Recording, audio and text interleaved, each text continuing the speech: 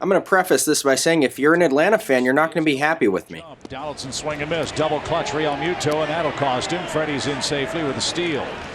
Oh, I think I don't like this one. Oh, they're going to say Donaldson interfered with Real Muto. I do not like this one right here at all. Donaldson did not move.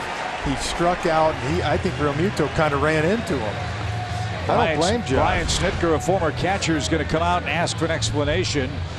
Look at that. What do you want him to do? He took 2 steps up and ran into Josh, who was in the batter's box. I do not blame Josh right there. Look at that. Bat never touched him, and Real Muto ran into the back of Josh Donaldson, and that's going to be called a double play. Yeah, I don't blame Josh right here. It's like if a catcher's trying to throw to third base, it's not the hitter's job to get out of the way. Wow. Big break for the Phillies. Bad call.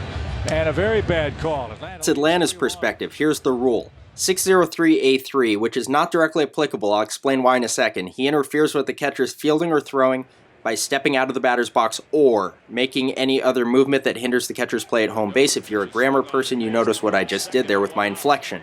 Rule 601A5 is the rule that applies here. That's the retired batter who impedes any following play being made on a runner. Such runner shall be declared out for the interference of his teammate. That's the rule that applies here.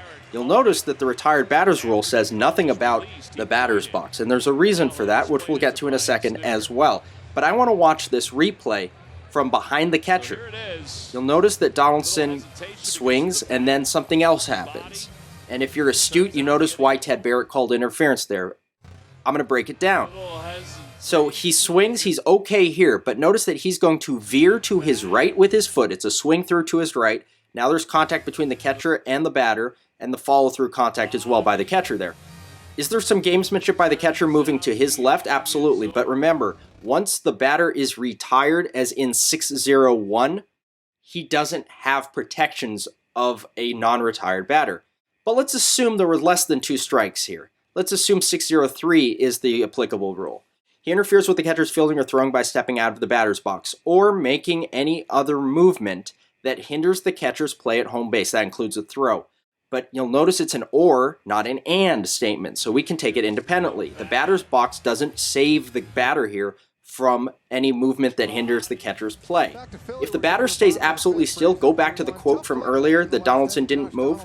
We're going to take a look at the replay to show you that Donaldson did move. Remember, he's falling to his right. He's going to stumble toward home plate. That is the movement that hinders the catcher. I understand if you're an Atlanta fan, he's off balance. You can't expect him to disappear. I understand all of it. But per the rule, the catcher has the right of way to make a play on the runner.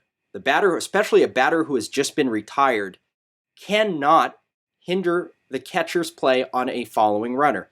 There, I drew a line. I'm going to take that line away. If he stands still, if he stays on that side of the line, he's fine. But as soon as he crosses over the line and contacts the catcher, that's where the interference call comes from. That should be a reviewable play. I agree. Sorry, but if this is reviewed, they come back with call confirmed in about 10 seconds.